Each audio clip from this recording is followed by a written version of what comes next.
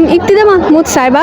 আমি একাদশ শ্রেণীতে দেবেন্দ্র কলেজে অধ্যয়ন করছি এবং এখানে আমরা আজকে আর কি স্বাধীনতার চেতনা বিষয়ক কোনো পেন্টিংগুলো করতে আসছি।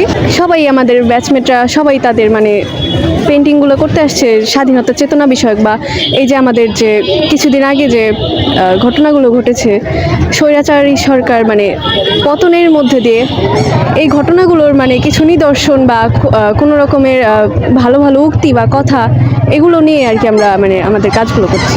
এমন একজন সরকার চাই যে কিনা জনগণের জন্যে নিজেকে ডেডিকেটেড করতে পারবে, বা যে সরকার আর কি প্রত্যেক ক্ষেত্রে সঠিক বিচার করতে পারবে। আমরা ন্যায় বিচারের প্রত্যাশা করি এই সরকারের কাছে এবং একটা সুন্দর বাংলাদেশের প্রত্যাশা করি। আমি মোহাম্মদ শিহাব খান। আমি মানিকগঞ্জ সরকারি উচ্চ বিদ্যালয়ের সাবেক শিক্ষার্থী 2022 ব্যাচ, আর এখন বর্তমানে দেবেন্দ্র কলেজে অধ্যয়নরত আছি। আমি এইচএসসি ক্যান্ডিডেট।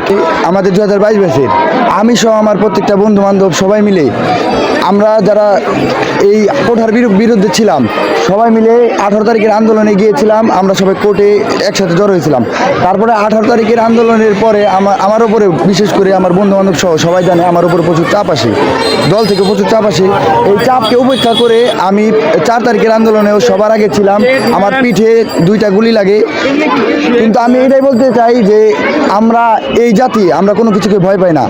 আমরা যদি কোনো কিছু ভেবে নিই যেটা হবে হবে। আমরা চাই যে বৈষম্য বিরোধী যে আমরা আন্দোলনটা করলাম, যে এখন আওয়ামী লীগ নাই বলে যে অন্য সবরা আমাদের উপরে কোনো একটা অত্যাচার করবে, আমরা চাই না। আমরা চাই সবাই বাঙালি মানুষ, আমরা বাঙালি, আমরা সবাই একসাথে থাকতে চাই। আমরা চাই যে আমাদের দেশকে সুন্দর করতে। আমরা চাই না কোনো দেশে আর কোনোভাবে কোনো বৈষম্য বিরোধী কোনো কিছু তৈরি হোক, আমরা চাই না।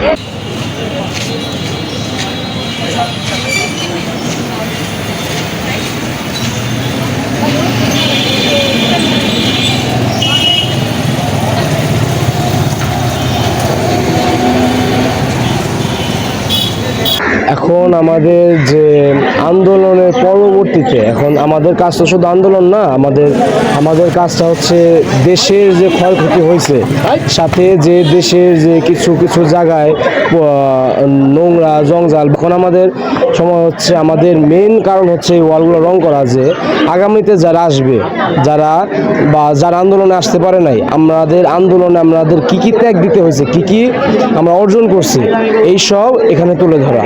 সাথে আমরা এখানে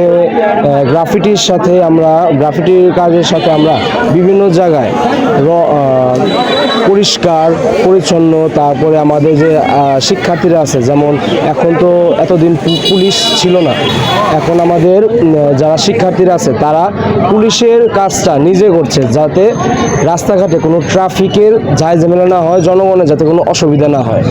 ছাত্র আন্দোলনে আমরা শুরু থেকেই চেয়েছি হচ্ছে ছাত্রদের পাশে থাকার জন্য। তো যখন আমাদের মানিকগঞ্জ জেলায় আন্দোলন হয় তখন আমরা যাওয়ার চেষ্টা করি। আর আমাদের মানিকগঞ্জ জেলায় পরপর 2বার আন্দোলন হয়, তো দ্বিতীয়বার যখন আমরা আন্দোলনে যাই সেবার আমরা সফল হই। আর এই আন্দোলনের জন্য অনেক কিছু সাফার করতে হয় আমাদের, বাসায় থেকে তো অনেক ঝামেলা করে, বাসা থেকে যাইতে দেয় না, তারপরেও বাসায় বাবা মার সাথে ঝগড়া করে তাও বেরোয় গেছি আর কি। আর এই আন্দোলন হচ্ছে আমাদের সবার, আমাদের দেশের সবার, আমাদের ছাত্র জনতার, আমাদের সবার। আর এই যে আমরা সফল হয়েছি, তো এই ব্যাপারটা এর জন্য আমরা খুবই হ্যাপি আমরা সবাই। আর এই দেশ স্বাধীনের জন্য আমরা বিভিন্ন গ্রাফিটি থেকে শুরু করে বিভিন্ন কার্যক্রমে অংশগ্রহণ করছি। আমার নাম ঐশী আক্তার। আমি মানিকগঞ্জ সুরেন্দ্র কুমার সরকারি বালিকা উচ্চ বিদ্যালয়ের একজন শিক্ষার্থী। আমার এখানে এইসব কাজ করতে অনেক ভালো লাগতেছে।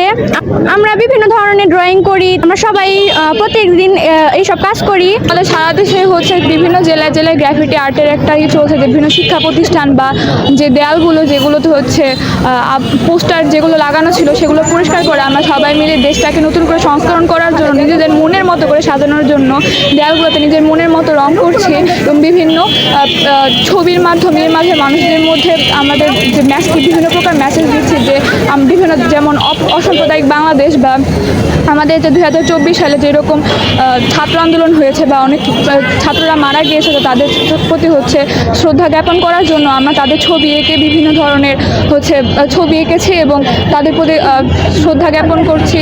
এবং এছাড়া আমাদের নিজেদের মনের মতো করে আমাদের স্কুলকে দেয়াল রাস্তাগুলোকে রং করে নিজেদের মনের মতো করে সাজাচ্ছি। যদি কোনো স্বৈরাচারের আবারও উপদ্রব কোনো হয় তাহলে আমরা রাস্তায় আবারও নামবো এবং তাদের পদত্যাগ করিয়ে ছাড়ব। বিগত 6 তারিখ থেকে হচ্ছে এইরকম হচ্ছে রং দিয়ে আমরা হচ্ছে পেন্টিংয়ের কাজগুলো করতেছি সবাই দেশ সংস্কারের জন্য, নতুন করে করার জন্য। তো আমাদের ওই কাজগুলো এখনও কিছু কিছু ওয়াল বাকি আছে, প্রায় অনেকগুলো ওয়ালই করা হয়েছে। আসলে আমরা বাংলাদেশটাকে আসলে নতুন করে রঙিন বাংলাদেশ গড়তে চাই, যাতে আমাদের সব জায়গায় রঙের ছোঁয়া থাকে। এই জন্যই আমরা হচ্ছে সবাই মিলে এগুলো করতেছি। আমাদের নতুন প্রজন্ম যাতে একটা রঙিন বাংলাদেশ পায়, এই জন্যই হচ্ছে আমাদের এটা করা। ছাত্র সমাজে এত কষ্ট করে সব কিছু করলো, এই জন্যই হচ্ছে এই সবার এই উদ্যোগটা।